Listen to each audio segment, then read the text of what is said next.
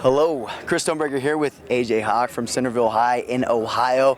Two-time All-State. You had what, 450 tackles when you were in your career, 538 or something like that. Something crazy. High school tackles. That's could be skewed. Oh, everything. Coaches. Hey, not at MaxPreps. We don't skew anything. Anyways, back in the day, what do you remember most about playing in Ohio? You stayed there, born there, played at Ohio State. What do you remember of your high school days?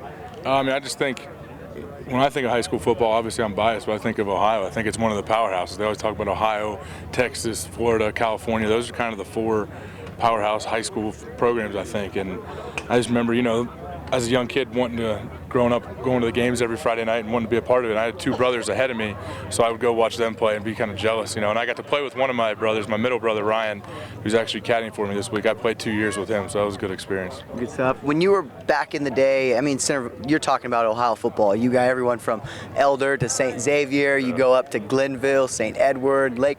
You got tons of teams up there, and granted, you guys might be one of the best teams in the best states, I would have to say, in those five. What was one of the biggest games you ever played in, and what were some of the teams that you remember really, maybe traveling to go see and going and doing? We would always, when we would get to the playoffs, our bracket was always Coleraine, St. Xavier, Elder, all those guys. And those guys are tough to compete with, but they're still having some good battles now back at the high school against them. But one of the biggest games I ever played in was my sophomore year. We played Wayne, Huber Heights Wayne, and they had 3 guys on their team that I ended up playing with at Ohio State.